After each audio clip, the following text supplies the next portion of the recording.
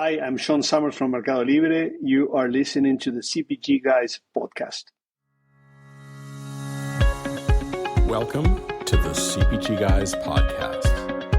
Your hosts, Sri Rajagopalan and Peter V.S. Bond, explore how brands and retailers engage consumers in an increasingly digitally driven world. And now, here are the CPG Guys.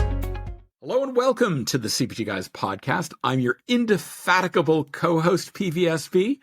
My daughter is not a pop star, nor is my wife a podcaster on iHeartRadio, but I do my best to hold my ground when compared to the celebrity life my co-host lives. He's the patriarch of the Raj family media empire. His daughters, Rhea and Lara, are legitimate entertainment sensations. And of course, his wife, Kavita, runs her own podcast, Lights, Camera, Conversation. As for Papa Raj, as his daughter's fans like to refer to him, well, in addition to podcasting, he serves as the chief revenue officer at Think Blue Consulting. He's also the former CCO at General Mills, a company whose stock price hovered around $90 when he departed. And today, I think it's sitting around $50. Causal relationship? You be the judge.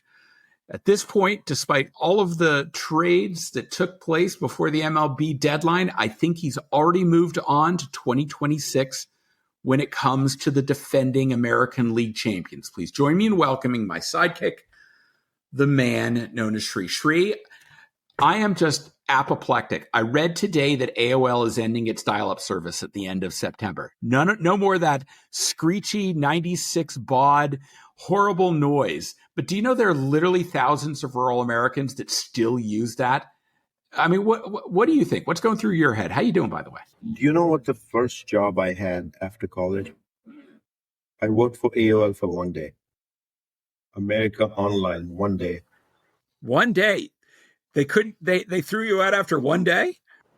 1996. I got the IRI offer 1 week before, and I'd already made up my mind, but I wanted to work one day in Reston, Virginia. I love that, Shri. That is I had no idea. You need to add that to your LinkedIn profile. No. Hold on, Peter. If I had stayed with America Online and I hadn't gone to IRI, maybe I'd have never met you, but I think I'd have been baiting in the millions. Maybe if you'd actually, yes. If you'd cashed out at the right time, I think that's true. But you know what? Their loss, my gain. That's all I have to say, Shri. Most people did. Thank you as always for joining me. I'm looking forward to today's conversation. To our audience. Hold on, we can't leave the General Mills conversation that easily, right? I was just throwing that out there as a teaser. Yeah. So the stock is definitely depressed. It's below 50, by the way. So does it make me feel sad every single day? It just doesn't feel good. I think the way path forward. They saw their best years under you, didn't they, Shri? Like in decades. When you were there. The growth, the phenomenal growth we had in COVID due to pricing was a record. I think the whole industry knows that. Can't deny that. The way forward is portfolio rediscovery. There's just too much going on in the economy. And I for one, in the last 18 months, haven't seen that portfolio rediscovery with the exception of investing more in pet. But the food segment is the largest segment for General Mills. It outweighs pet like 3:1. So rediscovering that is the way forward. So I'm looking forward to that moment. And it'll be a celebratory moment when and if it shows up. Did you want to say anything about the Yankees before we go on, or can we just move on? Why do we need to talk about the Yankees, man? I mean, I just realized it's been 3 minutes and 55 seconds. Sean is here on this podcast, and we haven't said a word to him. I know. We'll move on. You know what? We're going to move on. To our audience, make sure you're subscribing to our podcast on your preferred listening platform. Where you can get our latest episodes and even go back to consume some of the 510 episodes that we've already published. We've been doing this for a while, Shri. We got a lot of content under our belts. Our guest today leads the marketing efforts at Latin America's most explosive retail marketplace. Founded in 1999 and headquartered in Buenos Aires, Argentina, Mercado Libre is Latin America's leading e-commerce technology company. Through its primary platforms, Mercado Libre and Mercado Pago, It provides solutions to individuals and companies buying, selling, advertising, and paying for goods online. Mercado Libre serves millions of users and creates a market for a wide variety of goods and services in an easy, safe, and efficient way. That sounds like something a marketer would have crafted. That's a good line. We'll have to ask him about that. Our guest has been with Mercado Libre for nearly 13 years. Wow. He currently serves as head of Mercado Ads, their retail media platform, and as CMO of Mercado Libre. Please join us in welcoming to the podcast Sean Summers. Sean, welcome. How you doing? How are you doing? Thanks for the invitation. Sorry it took us so long to get to you. Sometimes we get on a rant and we just start going and going. And we're like, oh yeah, we're here to talk to a guest, and we forget to do it. So thank you for indulging us as we got to you. I love it, and I'm very happy that we didn't get into baseball because that's not my area of expertise. You're right. Now, how about cricket? No. Because that's Shri likes cricket. Shri's all about cricket. He's going to London for I think mentioned he's going to be going to London for an event that his daughter is having, and it's at Wembley Stadium. And I reminded him not to dress for a cricket match because that's not what's happening. It's going to be a pop concert. It's not going to be a cricket match. So just dress appropriately. But Coldplay is playing, Peter. Yeah, I know that, but I'm afraid you're gonna see Wembley and you're like, ooh, I've got to go to a cricket match. It's not for cricket. They don't play cricket at Wembley. There's a Canadian trying to pretend. Yeah, they do. Yes, they do. No, they do play cricket. It's called the Lords. Okay, that's the ground, and the Oval. Wembley is a football. You people here in North America call it soccer. Yeah, I know. Sean, I don't know if this... Because you haven't realized that it's actually football. Sean, I don't know if this translates. There was an old TV show. It was based on... If you're going to make fun, man, get with the program. Do your research. ChatGPT. I know. It's called The Muppet Show, and it was Kermit the Frog and all those old guys. And in that show, there were these two grouchy old guys that sat up in the balcony heckling everybody. That's Shri and me. We're a bunch of grouchy old guys. We just bicker amongst each other. But listen, before we get to the questions, could you just give our audience a brief little overview of what are your primary responsibilities at Mercado Libre? So Mercado Libre, largest e-commerce and fintech ecosystem in Latin America, which is quite unique. There's not an equal company around the world. And I have two roles there, which are very complementary. On the one side, I'm an advertiser with my CMO hat, CMO for both the Mercado Libre e-commerce business and the Mercado Pago fintech business. And on the other side, I'm a publisher, or we're trying to build a very large publishing platform with Mercado Ads, which is the leading retail media platform in the region. That is outstanding. Thank you for that. We're going to include in the digital show notes of this episode a link to your LinkedIn profile, Mercado Libre's LinkedIn page, and your corporate site, because our audience is very inquisitive. They like to multitask. They'll probably already toggling over to it now to click and learn more as they listen to our conversation. So when do we get to that? Prepared a bunch of questions. Shri and I will take turns exploring those with you. And we may go, if you want to go down some rabbit holes, Shri loves going down rabbit holes. So he just, you take the handcuffs off and he's just crazy. But let me open it up. How is Mercado Libre evolving its marketing strategy to support CPG categories digital expansion in Latin America? I mean, that's like at the heart of it. Like, how are brands really leveraging, and how are you evolving to help them in that respect? I have a twofold answer to that. First, how are we helping to develop the online grocery category? Bear in mind, out of all the many online categories, or all the categories that we sell in the online world, CPG has been one of the last ones that we've been developing. And I think that's a similar trend in other places in the world. So the first thing, after the pandemic and during the pandemic, we started developing the category. So the basics, the assortment, the product experience, the positioning of Mercado Libre as a destination to come and buy your supermarket. And we are making good progress. But having said that, this is still a very small category. It's less than 5% of our total sales. Bear in mind, last year was like $50 billion in retail sales, growing this year north of 20%. So still very small as a category. But if you think, fast forward 3 to 5 years, we're going to be probably the biggest driver of growth for the CPG category in the region. So that's one of the roles that we have. The second one, with our retail media solutions, what we have developed is a full funnel suite of solutions to help CPG brands, both those that sell in Mercado Libre, but also those that want to reach our 120 million users. And we are trying to help them I would say that we're still in the stage of evangelizing. I think that in general, CPG, you can see that the category has developed, at a slower pace than other categories when it comes to online. And I would say that from a marketing point of view, the adoption of the retail media solutions has also been slower. So we're trying to help. We develop the solutions. We're trying to help now the brands, to adopt these solutions. So a couple of things we'll unpack. I know Shree's going to want to dig into the endemic and non-endemic, so I'll leave him to explore that.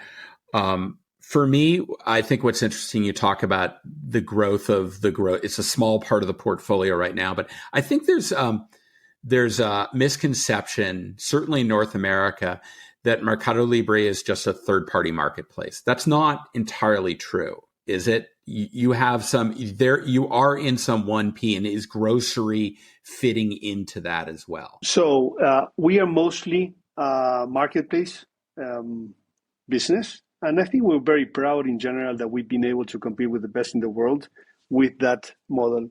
Over the last 5 years, we developed our first party, our retail business. It is still less than 10, and I would say that in general, we prefer for third-party sellers to develop the assortment in our category. When we see that that's not happening and consumers are demanding that, or we see that the economics of the value chain in a certain category don't, help for to have a third-party solution, we go with the first party. And I would say today our supermarket category is mostly 3P. But I would say as we grow, definitely we know that 1P is going to play a much bigger role because it's natural. I think it's a category that naturally tends to be more of a 1P category. Sean, first of all, let me welcome you to the CPG Guys. It's particularly exciting for us to have you because this is only a third or fourth episode with someone really discussing the Latin America market. Our audience in Latin America is growing very fast, especially after Peter made a trip to Chile last year that I'm still jealous I couldn't make it because of a missed connection flight last year. So it's awesome that you're able to give us time today and do this even though you're traveling out in Europe this week. So I'd love to jump into what role does Mercado Libre play in shaping omnichannel experiences given the world is omnichannel today for CPG brands, whether it's marketplace, your app, and you just mentioned the media network. So I would say first, when it comes to the marketplace, I would say we're naturally an online more than an omni-channel experience. Having said that, 2 caveats. First one, we do have some tests where we are integrating with real world, with offline world retailers. We have the case of Chedraui, which is a big retailer in Mexico, and we have a few other negotiations in South America. So as part of the mix, we're trying to help existing retail players in the physical world make that transition. So that's, I think, it's part of what we're doing. And then when it comes to Mercado Ads, the one thing that we are doing is expanding the reach of our solutions. Historically, Mercado Ads implemented solutions that were focused on inventory inside of Mercado Libre. We have started expanding that into over the last couple of quarters.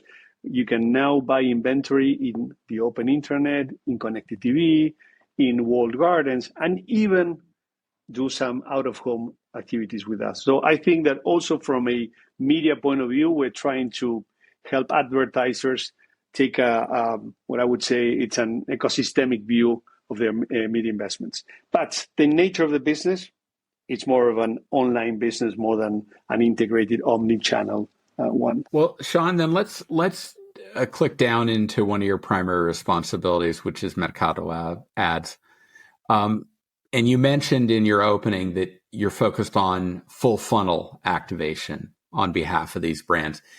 How are you supporting CPGs in terms of targeting, ad units that address the different parts of the funnel?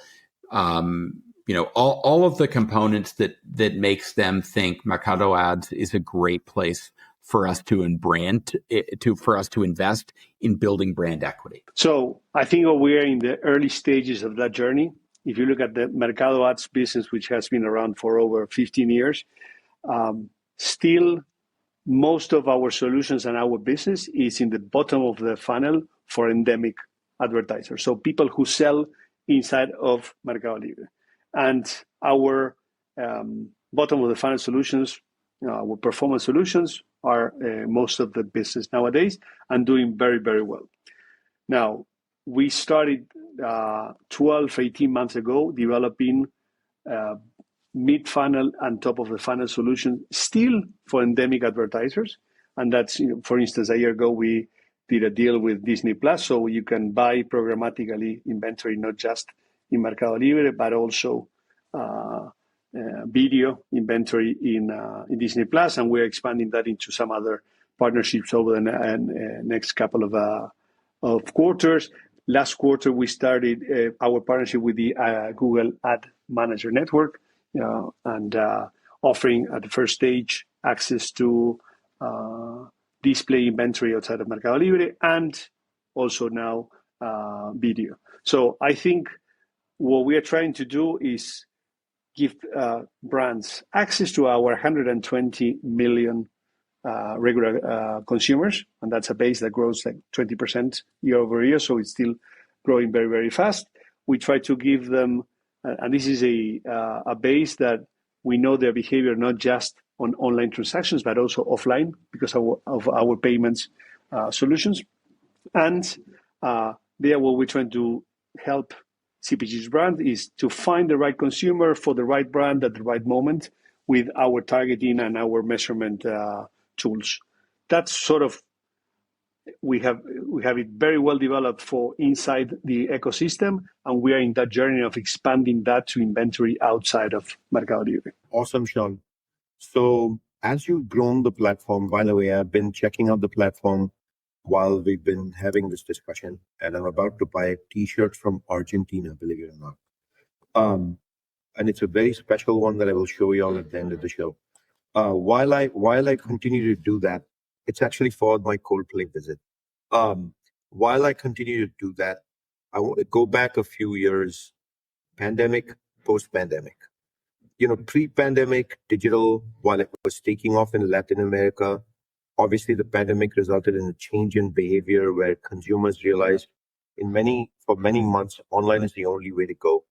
And with that change in behavior in the CPG space in LATAM, have y'all really taken advantage of the moment, prepared yourself for the moment for the consumer?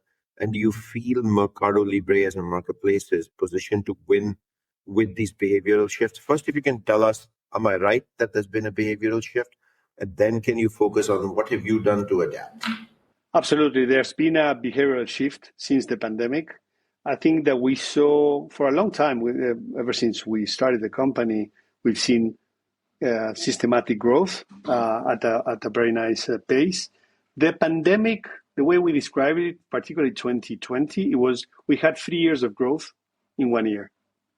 But after that, and for reasons that I'm going to explain, we were able to take advantage of that. But after that, we were one of the very few companies in the world that maintained a significant growth rate ever since. So why were we able to take advantage of the pandemic? Well, because take advantage, if you know what I mean, we were forced to face the pandemic and we were ready for that.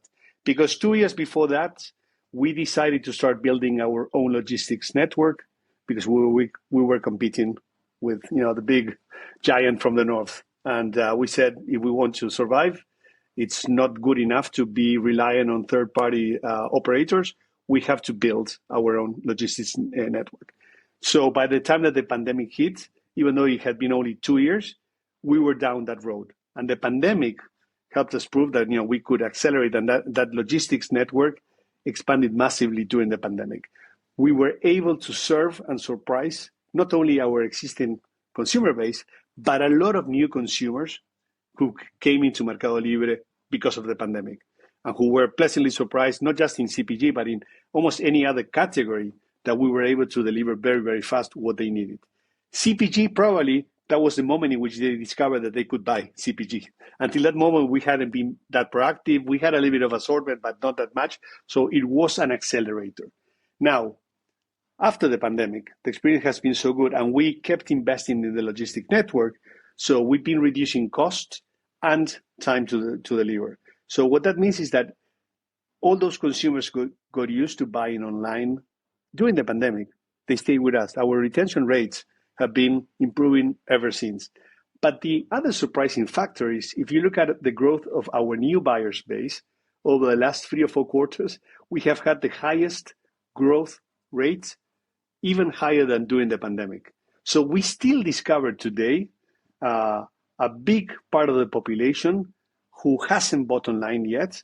And because we're lowering the barriers to entry by offering a lot of free shipping to our user base, they are discovering through CPG and other categories that there's something in this, online worlds, and they're staying with us. So one of the things I do want to hear from you is CPG brands. You kind of started addressing it, right? That they've realized that they need to be more digitally savvy overall and participate in the marketplace. Do you find that they've kept up with like digital content? The advertising they're creating is more for today's consumer, not the 1-minute TV spot versus the 5-6 seconds of attention, as well as the digital content they put on Mercado Libre is made for today's times. The product shots are classy. You get, if they sell food, it's about ingredient information. If they're selling a t-shirt, you can see all sides of it. The sizing is accurately portrayed. I'm just curious if the digital content has kept pace. I think that the honest answer is no. I think in general, we have seen very big improvements since the pandemic. But if I go specifically to the CPG industry, which I know very well because before this life in Mercado Libre, I was in the CPG industry. So I still, my heart is still there. I would say, I think that there's been a slow adoption in general of the channel, of the media solutions, of even adapting, the ways that we communicate with consumers. So no, when I started in CPG 30 years ago, in a sense, CPG was the place where things were happening before they happened in other categories. And I don't think that that's the case nowadays. I think that the sector as a whole, it's more of a laggard when it comes to adopting new technologies and changing the way we market to consumers. That's my controversial point of view, but I think I have facts to show it. I don't think that's controversial. I think that's... No, I don't see it as controversial either. I think it's important that brands keep up because at the end of the day, they come to the marketplace to buy a product. Sean, what's interesting to me is, and it kind of plays off of this, you made reference to it. It's not just about you have a commerce platform. You have a very large ecosystem that you've created. You said, how do we get people who haven't bought online to buy online more? And it's about enabling things. It's not just about the free shipping. I mean, by my account, you probably have about 30 components to your ecosystem, from the commerce platform, retail media, cloud computing, logistics, financial services, technology, local services, choice, social, connected life, entertainment. You are building out an ecosystem, and that's how you get your business to be sticky with consumers. I mean, it becomes the primary place where they go to do things, not just buy a product. Absolutely. The way we started as the eBay of Latin America. So I think this is a company that has been in constant evolution over the last 26 years. We realized very quickly that the auction model, used products, consumer to consumer model wouldn't work. We evolved into fixed price, new products, from individual sellers, and then we went for the SMBs, and then we went, for the big brands. When we started, less than 5 years after starting, we realized that if we didn't develop an online payment solution, the incumbent players wouldn't do it.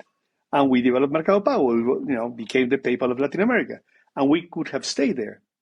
But then over the years, we discovered more and more pain points. So as we looked at I remember around 10 years ago, we stopped looking at the US as the North, and we started looking at China. And we looked at what was happening in China. We visited China, and we said, oh my God, the opportunity is significantly bigger. So suddenly we discovered that our payment solution, we discovered the concept of fintech.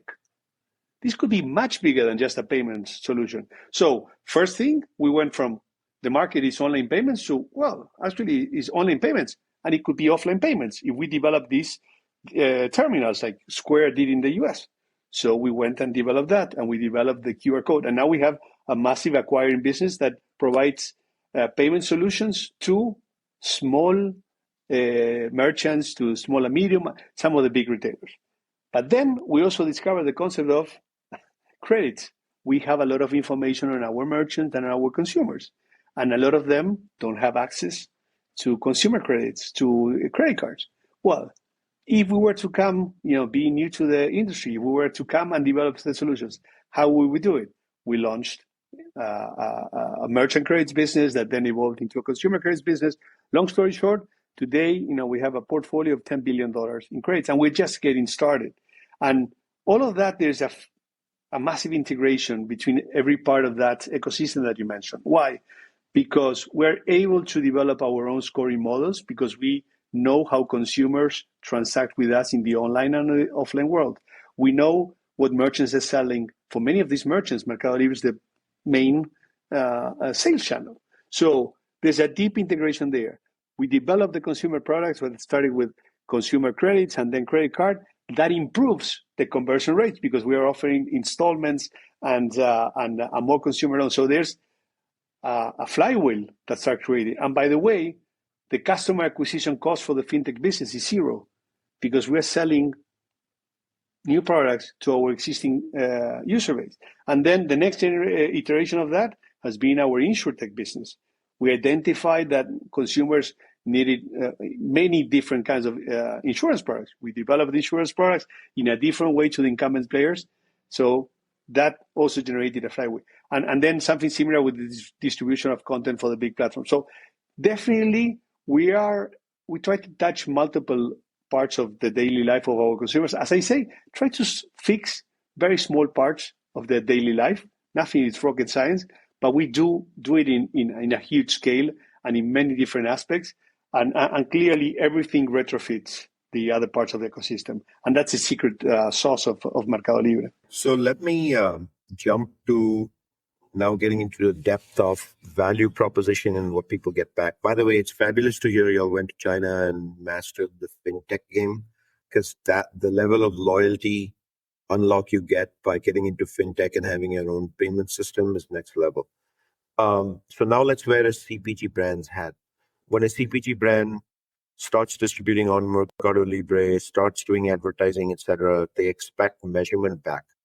So what measurement frameworks do you use to assess CPG campaign effectiveness, especially conversion, lower funnel, getting it in the basket and actually being checked out?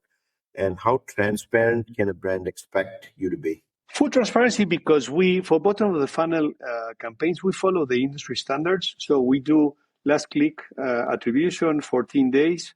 And that works really, really, really well. And as we are moving up in the funnel, we are developing our own sort of tools. So obviously, measuring, the reach and frequency and the CPMs, but also doing, the brand lift test methodologies. And eventually where we want to get as we develop the top of the funnel is that we're going to be able to show you how your top of the funnel investments have a downstream impact in your sales. We are not there. We're building the products to get there. And we're also building not just the product, but the reach and the frequency, because that's something that marketeers, so I would say that marketeers who sell in Mercado Libre, they feel very comfortable with our performance solution, and they are starting to test our top of the funnel solutions. One of the things is, bear in mind with my double hat, we are the biggest advertiser, particularly when it comes to online world in Latin America. We're the biggest client for Google and Meta and TikTok and Pinterest. So the way we think about it is we try to turn all those tools that we have developed to get there, and we try to turn them into products that our advertiser base can use. So as an advertiser, we have our own attribution models. We do our own measurement. We do our MMM, our incrementality tests. So we don't rely on third parties. So that took us many, many years. For many years, we were using the black boxes of our big partners. At some stage, we said, no, we want to measure absolutely everything using our own signals. And now we have a very sophisticated and very efficient, what I call demand generation engine from a marketing point of view. We are in that process of turning all of that into tools that our advertisers can use, buying inventory inside Mercado Libre and outside. And I would say that we are halfway there. I wouldn't say that we are in the early stages because we spent a big chunk of the last 2 years trying to make that transition. So I think that we're starting to show all the potential of this extended network, what we call the Mercado Ads extended network, but there's more to come. I'm curious to learn if connected TV and streaming TV has become a viable advertising ecosystem yet in Latin America. Is it too early and premature? Too small. Too small. One of the things is that's why we are partnering with most of the connected TV platforms, because as much as each of them wants to build their own direct, to brands sort of a distribution model, none of the streaming platforms today is big enough to offer the reach and frequency and the CPM that my media buying director would require, my media buying or any other media buying director. So I think that what we're trying to do is being a third party. We're trying to bring together all the inventory, both of the open internet and the different connected TV players, combining with our first party data and try to offer something that can be competitive with the other big choices that brands have out there. But none of the players today, I would say, streaming, our estimate is that connected TV is less than 10% of the consumption today. It's not the 30% plus that you have in the US, but we're going to get there eventually. Usually Latin America is a few years behind, but we're going to get there. So Sean, the buzzword of the day, no, it's not metaverse. That's a couple of years ago. It's certainly AI. So we'd be remiss if we didn't kind of dig into the AI aspect of business. Can you share with us how emerging capabilities coming from things like generative or agentic AI are, or even on your roadmap, how they're being embedded in your media offerings to optimize the ability to do targeting of audiences and dynamic creative? Yeah, absolutely. I think we are in the early stages. Having said that, as a company, we've been using traditional AI or machine learning for over 10 years. The entire company is built on AI. You look at our distribution, our warehouse management system, our credits business, our advertising business, the marketplace. Every single tool has been built over the last 10 years and it operates over AI. So for us, moving into this Gen AI world feels like a natural transition. I would say, using some examples, in Mercado Ads, for targeting, we have AI models that identify the best ad for each customer in every single context with automatic bidding so that it optimizes the value for advertisers. That's for targeting. When it comes to creatives, we have products like brand ads or display ads, where creatives are AI generated. We automatically talk with the catalog and we create the best possible ad. We are starting to experiment. We are doing it in very small scale, but the idea over the next 2 quarters is to expand it with video generated, AI generated. So taking a few shots from here and there from the product listings, and we are creating 15, 20 seconds ads that you can then use inside our media. So I would say starting to make sure that I would say every single aspect of our product offering it's operating, leveraging Gen AI. And then for optimization, we already have, and obviously, the first version of an AI agent that evaluates the campaign performances and automatically generates recommendations for the brands and for the advertisers. And the next step of that development is going to be that agent makes decisions. Today is making recommendations. At some point, it's going to work so well that the idea is that it's going to run the campaign for our advertisers. So we started that journey. It's interesting. Mercado Libre started the journey on Gen AI 18 months ago. But for the first year, most of the focus was on internal use. How do we make our internal processes more efficient? Be it code generation, how our legal department processes the different claims, how our customer experience team resolves disputes, after sales disputes, how Gen AI can improve the quality of our catalog, the quality of our recommendations. So we saw a lot of improvements and impact last year when we use it for internal purposes. And it's been this year that we started focusing on, okay, how do we make our external focused products Gen AI first? And the way we're thinking about it is we want to rebuild the company. And it's interesting. It's a very successful company delivering fantastic results. But we're in that process of how do we reimagine everything about the product offering and our internal processes for a Gen AI world. So exciting and scary times ahead. Exciting and scary, easy. So I'll bring us back to ground earth. And the simple question is, a lot of business for you is done in partnership with agencies like Flywheel Commerce Network. Do brands come to you directly, and how does that partnership work? Each brand has a different operating model, and I think it has to do with the level of maturity. We try to adapt. We work with both brands who are ready to work directly with us, and but many of them, they come through with agencies. I think that that model works for us, and for us and for them. It's very hard to build a capability inside. This is a complex. Both the performance solutions and the branding solutions are quite difficult, to manage and understand from a technical point of view. So I think that brands need to have a certain scale, and when you take that into different countries, it's very hard in Latin America to build the internal capability. So I think that many brands they rely on external agencies, although some of the pioneers like L'Oreal, who have been doing this for 10 years, they have also built internal capability. But if anything, we try to help both agencies and brands go through this journey. Interesting, and going back to my comment about I see CPG brands in the very early stages, we're still helping them make sure that the conversation between, in a sense, using the old language, when we talk about performance, we talk with the trade marketing team. When we talk about branding, we talk with the branding team. And many times, or most of the times, those teams are disconnected internally. So we're trying to help navigate that and make those conversations more natural, which for us is something very natural.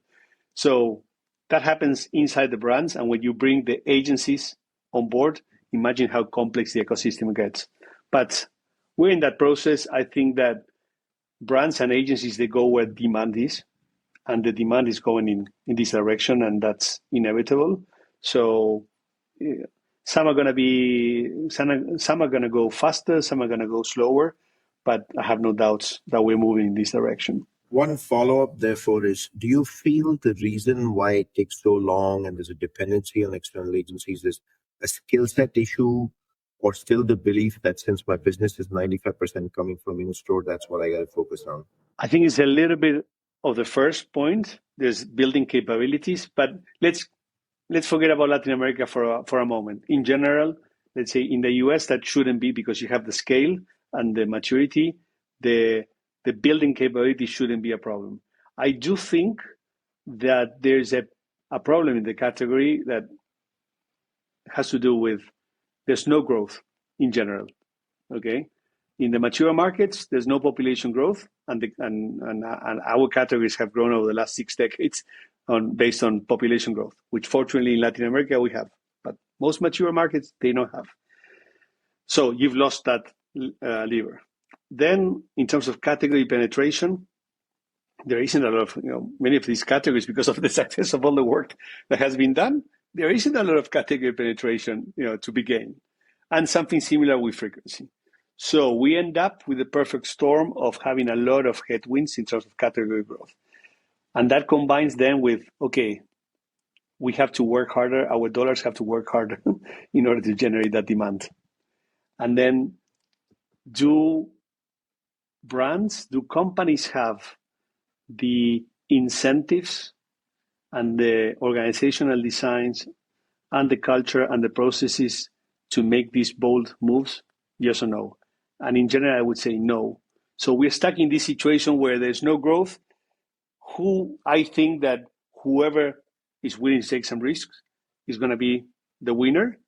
But the problem is that, yeah, it sounds great. But if I measure just by the next quarter, probably I'm not going to be around long enough to show the early results. So I think that the industry as a whole, it's in a tough spot. Having said that, I do believe that there is a way out. Definitely has to do with being, taking risks and being the first to go into some of these growth channels, even though they might be small today. That's where the growth is coming. Sorry, but no, we are small in the sector, but I have no doubt that we're going to be the biggest driver of growth for CPG in Latin America. It's inevitable. And then as marketeers, we have to make tough choices. We've been bad in this environment on making tough choices. It's almost like, if we do many things, I'm hedging my bets. I'm a big believer of no. You have to actually get rid of all the noise, focus the resources behind 2 or 3 big bets, make sure that you're driving short-term results. That's the best way to defend your marketing budgets. And then as you gain traction, you're able to invest in some crazy ideas that bring long-term growth. But again, there are no safe routes out of this situation. And I think that everyone is looking for those safe routes or the shortcuts. And there are no shortcuts. And that's why I love the category. And that's why I'm so vocal, because I think that there's no safety in looking for safe solutions. Yeah. I'll make one comment and then ask the last question. My comment is just that I think you're right that if there's no growth, you have to look at the pockets of your business where there is growth. And while for a lot of these manufacturers, they're still focused on the physical world, it's in digital commerce where there is growth. And you need to be stepping on the gas, not slowing down to refocus your efforts on where there is no growth. You want to accelerate the growth even more. But in order to do that, you still have to implement, really well in the physical world. But given that you've been doing it for many, many decades, you should run that much more efficiently. You should get rid of many sacred cows and say, we're going to focus on these big things so that you create the environment or the flexibility in the budget to go and overinvest in the growth channels. The thing is that you go to your CFO doesn't have more money. So you have to create those pockets out of making tough choices, out of driving some efficiencies.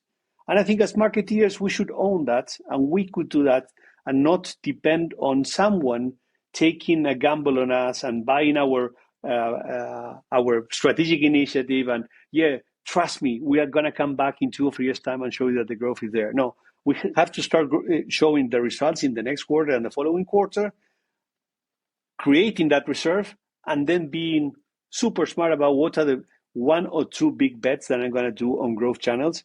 And I think that's how you rebalance this growth algorithm. Clearly, it's not pricing.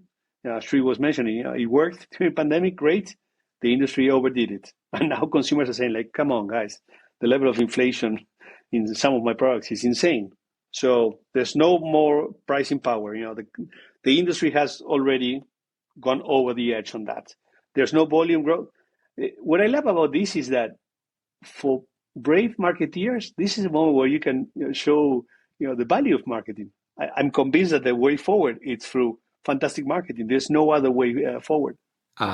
Wow, I absolutely agree with you on that. I'm going to close this out with a simple question, Sean. Maybe not so much, but Shri and I both believe that curiosity in someone's personality ultimately fosters a lot of success.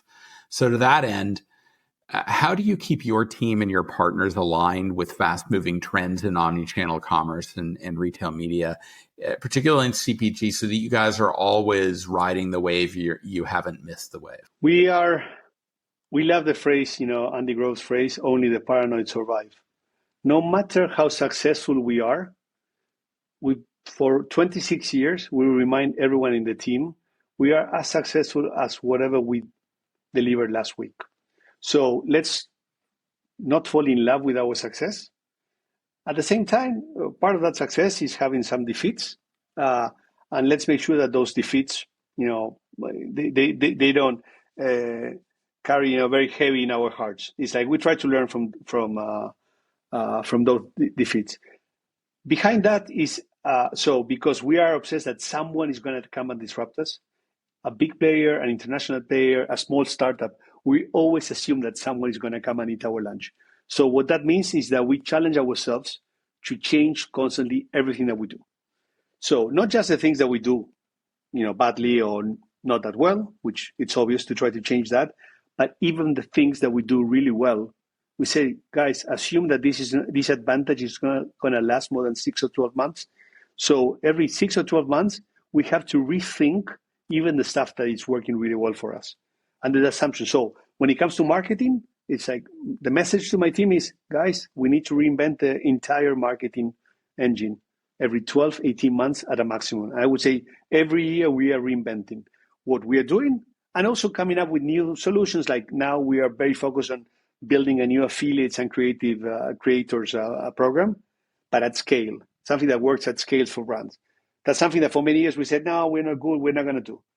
While doing that, we're still working with Google and Meta and TikTok on optimizing and improving every single strategy, our promotional strategies. So that's a mindset and people get excited. I always say that what gets me excited after 13 years is that my learning curve in Mercado Libre, it's still 90 degrees, even today. And I think it's going to be 90 degrees until the last day that I'm here in this company. And that obsession with someone is going to come and eat our lunch. We always believe that we're not as good as our results and that someone is there planning how to disrupt us. And this is an industry, technology is an industry where if you sleep on your victories and you take them as a given, you can get kicked out of the round, of the ring in 2 years. And this is an industry that doesn't allow you to come back on the ring. So I think that's what we do. And the last thing is we're super curious, to your point. Every single night, we're looking at what's happening around the world, not just in our industry, in other sectors, who is doing interesting stuff. And then we say, does it apply to Mercado Libre? How would it apply? So always taking a very humble look to what our competitors or other players are doing in the outside world. And that never stops. It's 24/7. Well, if podcasting is a way that you can learn, I think Shri and I can probably recommend one or two that can help your team stay abreast of all sorts of things relative to our industry. I love that. Your plan there is don't assume that if you're at the top of the food chain right now, don't assume you're going to be there in 12 months. Someone can eat you. You could be going down on the rung. So anyhow, Sean, this has been a phenomenal conversation. Thank you for taking time out of your day. You're across the pond in London to connect with Shri and me. We've thoroughly enjoyed our conversation with you. Thank you. Thank you. It's been an absolute pleasure. And as I said, I love this industry. So I hope that in our next conversation, we start seeing some pockets of brands, segments being ahead of the curve compared to other categories.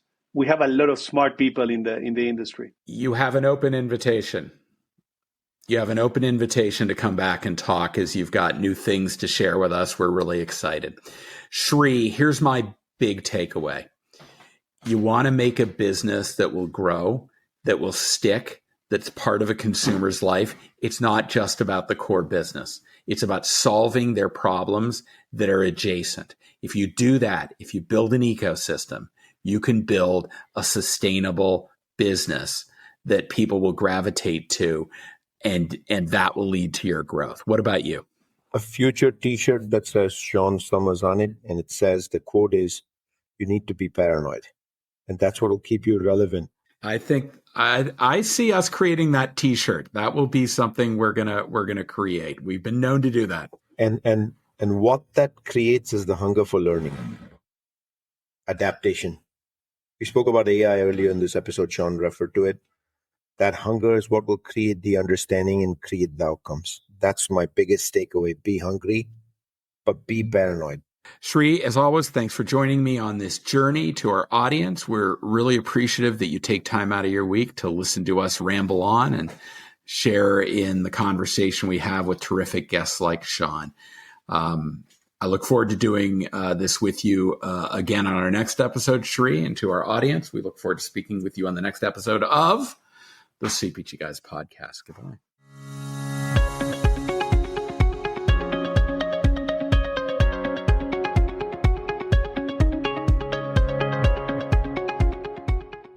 The content in this podcast episode is provided for general informational purposes only. By listening to our episode, you understand that no information contained in this episode should be construed as advice from CPG Guys LLC or the individual author, hosts, or guests, nor is it intended to be a substitute for research on any subject matter.